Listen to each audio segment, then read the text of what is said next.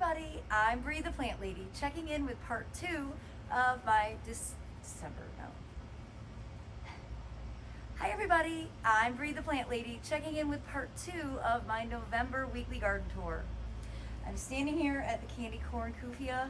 It is completely covered in bees. It's making all my dreams come true. Of course, this was also used for a lot of the table flower arrangements for the wedding. So it's really exciting when the flowers can be 0 kilometer. They're actually from the garden, which is the most eco-friendly way to be able to decorate for a wedding. And, well, everything's looking pretty great, even though it's very dry. We have not had frost, and we actually have a very warm, frost-free forecast. So this year is turning out to be a really long extension of summer, which unfortunately is probably what we should expect. But without further ado, let me turn this camera around, give you an up-close view of everything that's growing here in my front gardens in Fuquay-Varina, North Carolina. Well, this south-facing border is like a big exclamation point. And that's what I was aiming for, and it was achieved. Feel very good about this planting. Actually, everything in the driveway is looking good. I did move all the rice. I have not harvested the rice, which is why you haven't seen a rice harvesting video. But it is staged out back, out of the way.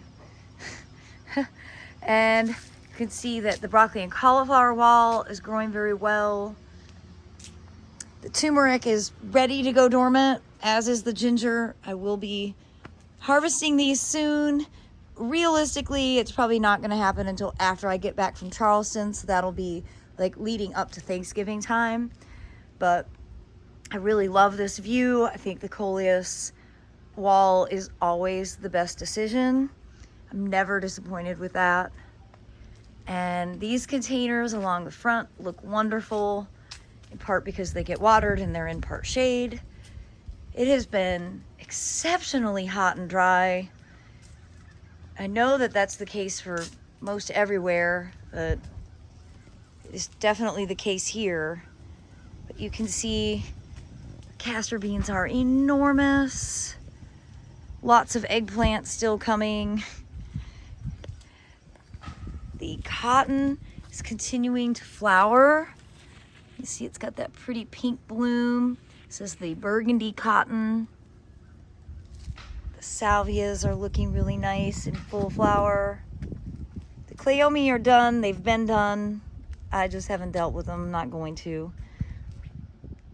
But overall, this bed hasn't gotten any irrigation at all. I should pick this up for the wedding. Things are a bit wilty, but at this stage, it's just not worth making everything wet. But I'm really happy with how this front border came out. It's really maintained its integrity of design with that wall of coleus. That's Wicked Witch. And it's a really terrific plant. And that Thailand giant colocasia back there, which was a surprise perennial, filled in an open space really quite well. And I know I have a ton of peppers and eggplants in here. I have not gone through trying to harvest. I'll discover those when I clean the bed out. And the wave bed is looking good. I can't believe how well the dill has grown. So I'm gonna be harvesting a bunch of this to dry because I love cooking with dill. I should definitely sow more of that next year. And, you know, again, it's dry. A lot of the vegetables have not grown out to their full size because they just are not getting enough water. I could water this 4 hours a day and I don't think it would be enough. But it is nice that some of the zinnias and cosmos have filled in, and though it's not as dense as I would have liked, it's still the essence of a cottage border. I feel like the last year or two, this has been a real work in progress, and dryness is the biggest challenge. This bed is raised just enough that it drains pretty fast. You can see how it's mounded. And without regular rainfall, it's really hard to keep watered. But we'll try again. Planning to do a big poppy border here. So I'll have to stay tuned. Probably won't get that planted until like January or February. We're experimenting with seeding times, so always something new to learn. I just realized some of my fancy mums are starting to bloom. These are favorites for me to float. So I'm motivated to get the rice cleaned out so I can start making floating flower arrangements, because the rice are in all of my vessels that I float in. And not a whole lot going on in this border. I'm pleased that it has so much ground plane coverage. That's always a critical element. Things are going dormant, but it's definitely mum season. This is another really cute one. Great for floating. So I'm gonna hopefully get some of these tasks done so I can start doing the things that bring me happiness. Just the pink muley grass.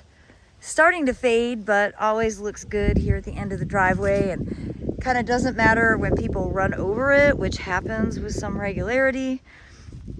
For some reason, people have a hard time just going straight back, and they always run into these beds.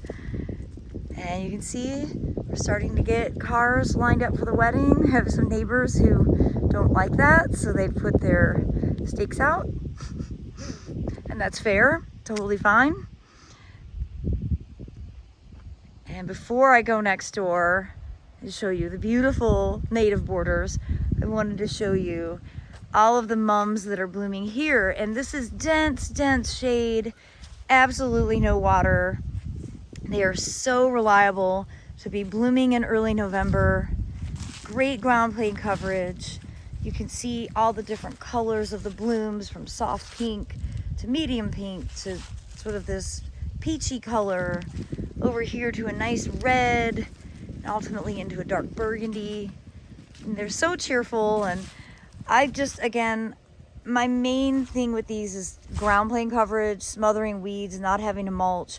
But I love using these flowers to float. I think they make the most beautiful little collections, and with their bright yellow centers, they're just so cheerful. I am not a fall person. I absolutely hate the time change. I hate living in short days. So I've got to celebrate the things that do bring me joy, and mums are top of that list.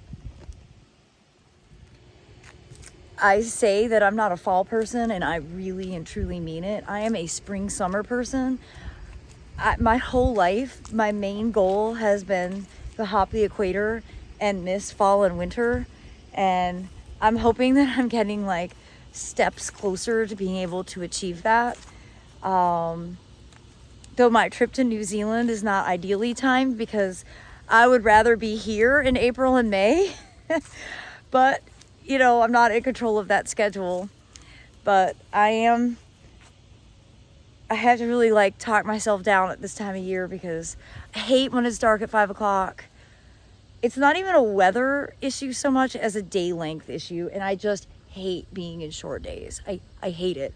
And I don't care what time the sun comes up in the morning, but I care what time the sun goes down at night. And I'm really happy we have the wedding today, so it'll sort of like ease into the stupid time change. Because when it's dark at like 5:30 and I want to put my PJs on, it's an irrational thing to do. Yeah, there's just not a lot to look forward to in November. I know I mentioned Forsythia last week, but I have to give you another view of how spectacular the fall color is on it. Going from yellow to burgundy to purple. It's just so spectacular. Forsythia does not get the credit it deserves for being such a hardy plant that flowers reliably and gets great fall color. It's very dry. Everything is dry. I'll tell you what doesn't mind the dry, and that is the white and pink muley grass. Everything else is looking a little peaked. We've got a lot of fall color earlier than usual, but the muley does not skip a beat. If you live in a climate warm enough for Muhlenbergia, you need to put it in your garden. You will not regret it. I just don't think there's anything more beautiful than this wispy foliage and the amazing, brilliantly colored, even though it's white, it's just such a dynamic element in the garden, and having that echoed over there in the pollinator pocket. I love standing here and looking at this. For as much as I was freaking out all summer long because these borders really didn't look very good, this moment fills me with joy and hope, and that I'm motivated to build more native beds, and I won't give up even if I'm not the best designer. And you know, that's part of the thing. A lot of people get intimidated by the design process, or there's a lot of different elements of building a new garden that can feel overwhelming. These are the moments you need to hold on to, take lots of pictures of, so when you start to lose motivation, you can kind of look back and think, okay, what I've done has worked, so I should keep trying. There's an endless amount of new plant material to try growing, so that's precisely what I'm aiming to do, is just continuously grow more new stuff so that my plant palette, my plant knowledge expands. Obviously, I have still not collected Vernonia seed. I'm sure that I will live to regret that, but I've got to say I really like the textural and color combination here with this ilex. And I have not irrigated at all. Kind of letting these plants go dormant. They're going dormant pretty much earlier than they would if we had had literally any rain at all. We have not had any precipitation since Hurricane Helene, and that's now, I guess, 5 or 6 weeks. Well, everybody, I'm trying not to be a creep over here as all the ladies are getting ready for the wedding inside the Airbnb.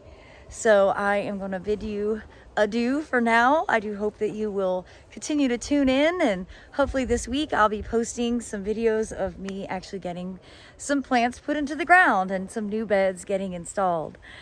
Well, as always, thanks so much for watching, and happy gardening, everybody.